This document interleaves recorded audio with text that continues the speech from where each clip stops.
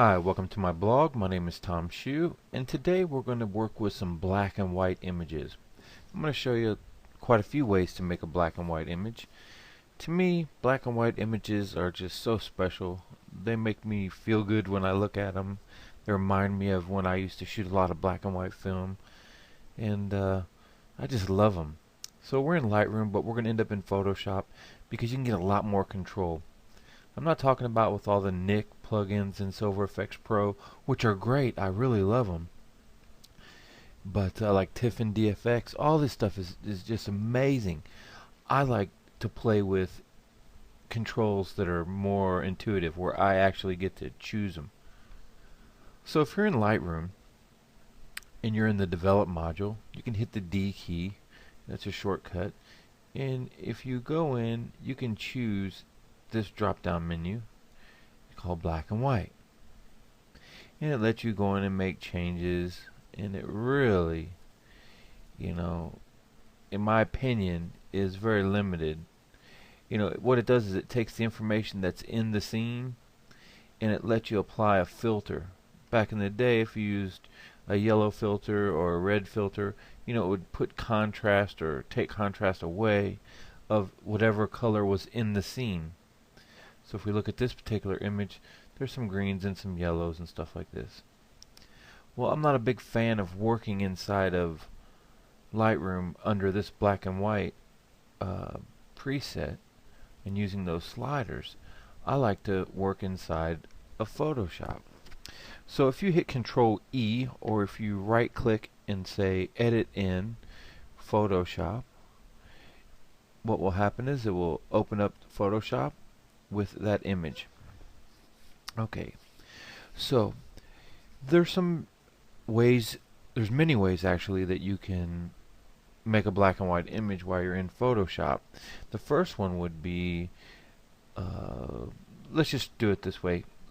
You can come in and choose a black and white, and you see those sliders, not as many but very similar to the ones that were inside Lightroom. However, it applies a mask. So we'll delete that. Another way you could do it is with the hue and saturation. And if you grab the saturation, you drag it all the way to the left, again, you have a black and white image.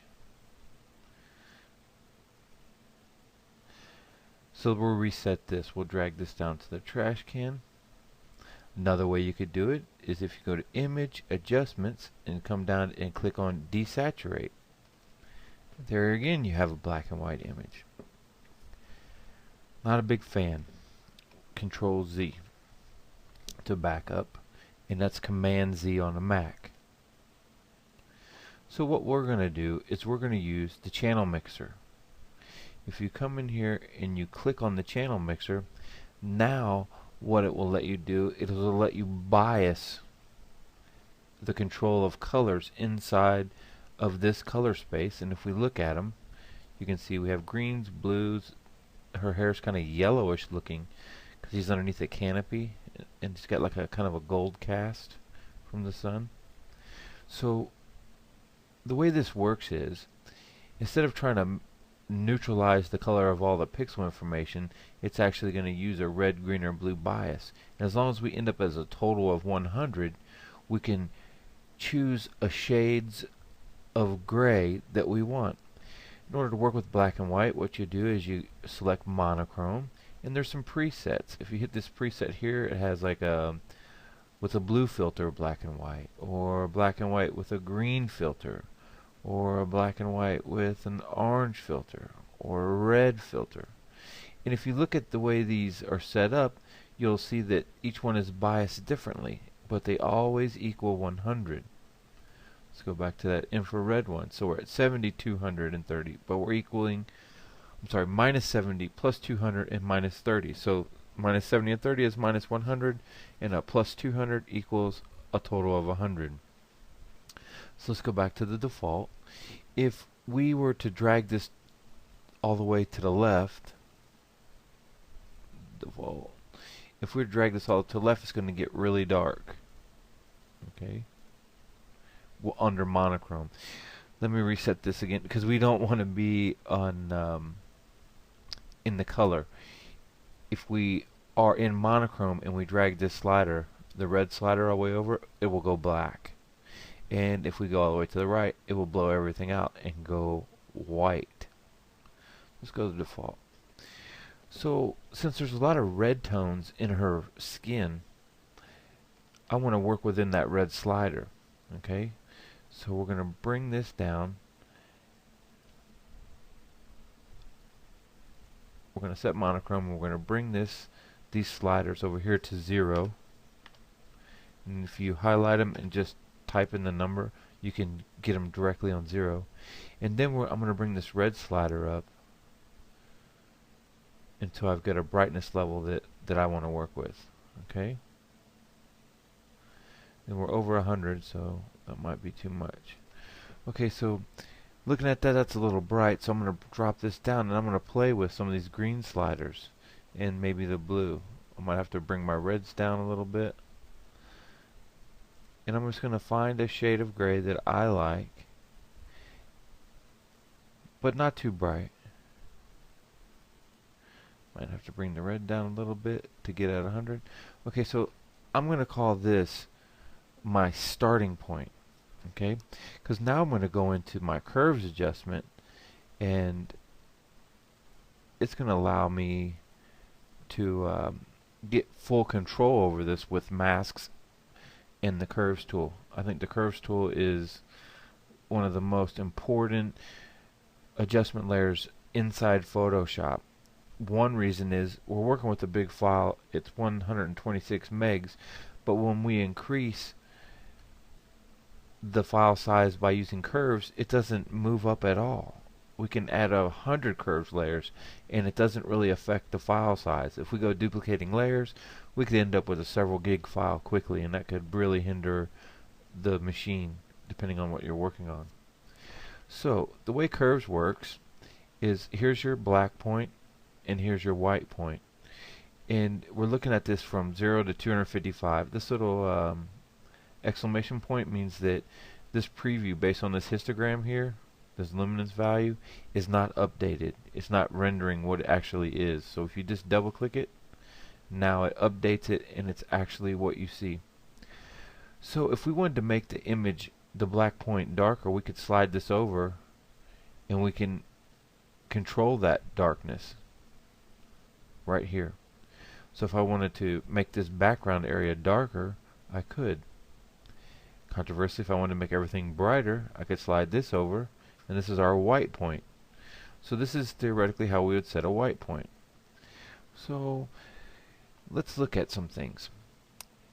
Right here, this point here represents our black. So if you look at this triangle here, anything that we do in this side of the triangle is going to make a lightening adjustment, and anything we do down in this side of the triangle here is going to make a darkening. So if we just click in the center here and we drag down, you see the image is darker, and if we move up, the image is brighter. If you get these points in here, you can set them and pin this. To get rid of them, you click them and you just drag them off, and they'll go away. Just drag them off. So if we take the high, the bright portions of the image, and we push them up a little bit, and we come down here and grab the lower parts, because if you look at this on the histogram, these are the dark areas and these are the light areas, and we drag this down, you'll notice that the image, we have a classic S curve. Okay, this is typically what you'll see in a lot of images that people use the tone curve to make an adjustment in the darkness or the tone of the image. Let's get rid of this. I like to do targeted selections of areas.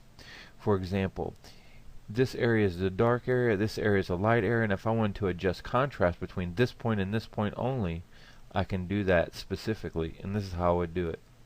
I grab this little picker tool, this little hand, and it lets me go out there and hover. Watch over here in this dialog where there's a little dot, so I can choose this dark area. So maybe I could choose a dark area underneath the eye. So I can select that point, and then I can come over here to where the bright portion of the image lives, and I can click there. Now when I make an adjustment, if I pin this curve, just pin it so it doesn't move, when I make my adjustment in the center, I'm only going to affect the area in between those 2 points. Okay, I know it's kind of silly looking right now, but I'm just trying to show you. See the eye? None of that information falls in between this curve, so it's not being affected. Okay, so we're going to get rid of all these points, and we're going to make some adjustments, and we're going to use the mask to control it. So what I'm going to do is I'm going to come in here and I'm going to zoom into the eyes a little bit. Let me pull about, this will work, 60%, so I can see what's happening. I want to make these areas of this ladder, I want it to be, this is actually the playground, I want those to be brighter. And then I'm going to come back and make this darker, and I'm going to paint it all in. So I'm not going to worry about anything other than the image but making this brighter right now. Okay, so I'm going to slide this up. I'm going to try to make her eyes pop. Okay, so if you notice that this is considerably brighter than it was before. I don't care what kind of curve I have or anything like that. Okay, so now I have this bright area. So let's zoom back a little bit so you can see this whole image is really blown out. But it doesn't matter. I'm only trying to make the eyes pop at this point. So we'll move this over a little bit. So you notice we have a mask here. If we invert the mask, hitting Control I, and Control is Command on a Mac, we'll invert that mask. Black conceals and white reveals. So now we can take our paintbrush tool, coming over here, if we hit the B key, let's zoom back into those eyes. I can paint with this brush tool with opacity set right around 50% or so. I can come and click on this mask and I can paint in this bright area. Let me make this brush a little smaller. We're going to hit Control Z to get rid of that. Brush a little bit bigger.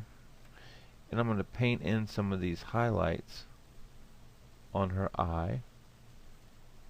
Okay, let me pull this out. These catch lights. I know this seems silly, but we're going to make these eyes pop because they really are kind of neat when you do this effect. Okay, so we're going to, some people will call this, you know, increase the catch lights or whatever. So we've come in here and we've increased these values and made them brighter. So now we're going to do the opposite. We're going to create another curves adjustment. Curves, okay? And we're going to make the eye darker. Now I'm not going to pay attention to anything else but just making the eye darker. I'm going to look at the eyelashes, and I'm going to look at the outside edge of this eye, and I'm going to look at the center portion of the eye. So, do you see how everything's darker now? Alright. So, now that we have that, we're going to invert this mask. We're going to hit Control and or Command on a Mac, I, and invert that, and we're going to grab our brush tool, clicking on the mask, and we're going to paint in there again. But this time we're going to paint on the dark areas of the eye. The center portion, this, the shadow area where the eyelashes are, maybe across the bottom a little bit. And if we hit the X key, we can switch our color chips, and if we're with a white color chip on this black mask, we can erase some of that we've painted on that layer. X again, we'll lighten this up. Painting in black, we'll make it go away, and then we're going to bring it in again. Okay, we'll come over here and paint the dark areas around the eye here. And if we wanted to mess with these eyelashes some, we can make those darker. You know, this is really like nitty-gritty stuff when you're taking this much time to edit it, just the eyes. You could spend hours tweaking an image. Okay, so let's zoom back out just a hair so we can get both eyes in. Now what I'm going to do is I'm going to adjust the opacity on the eyes. See, this was, get rid of them. This is what the eyes look like before. This looks like what we've done after we've roughed them in. So now let's make it look more realistic. So I'm going to take the opacity of my white area and I'm going to bring that down. Okay, and I'm going to bring the fill down a little bit as well. So I don't want it to be so bright. Okay, and we're going to do the same thing with the blacks. Let's bring the blacks down so they're just not so much. And we'll take a peek at the before and after here. Okay, this is what the eyes look like before. This was with no adjustment, just black adjustment, and then increasing the detail in the eyes. Let's zoom back out, because sometimes they look kind of strange when you look at it at a smaller image, and it's a little bit too alien looking for me. So I'm going to grab this fill on the dark areas and bring them down just a little bit more. Okay, and let's grab those highlights of the eyes. Okay, and now let's look at those before and after again. Now it's a subtle change, however the eyes do pop, and that was the goal. Now I can go in and adjust the teeth and the skin, and I can do whatever I want in this curves tool, and you have the idea of how making selective adjustments using that curve. Let's do a vignette, and then we're going to call this video done. So we're going to zoom back out so I can see the whole frame.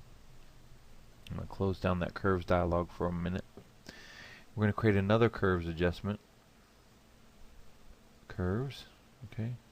Actually, I'm going to make a selection. I'm going to make a rectangle selection here on the frame. Okay, and then I'm going to go to select. I'm going to click refine edge. Okay, and I'm going to feather this, and watch what the curve, the box around the selection starts to smooth out some. Okay, maybe not so much. And I can shift the edge. I can make it closer or farther away by using the shift edge command. Okay, so we'll select OK. It'll generate our selection. Now we need to invert it, because I'm creating a vignette here. I just want the outside edges to be dark so your attention's drawn right to her. Okay, so back in the film days, it would be doing a four-corner burn, where you burn the corners in and force the attention into the center of the image. Here we're going to call it a vignette. Okay, so we need to do a selection. So if we hit Control Shift I, now the marching ants are completely around the frame. Now if we go over here and we select our curves tool, the curves have been applied to that selection, and watch what happens to the outside edge when we drag it in. Now we've created that burn, and it draws the attention of the viewer into the image. Okay, so we can turn that off and take a look at it. Here's our, let's put it on top. So there's our vignette, and if we don't like the way it's falling on the hand, guess what we can do? We can paint it away. So we'll just click on that mask, and we'll grab our brush tool, and we're going to be painting in black. Okay, bring the brush up, and we can get rid of some of that vignette on the hand if we want. Okay, so there you have it. Extreme control over black and white creation, all with the curves tool. I want to thank you all for visiting my blog today, and until next time, we'll see you soon.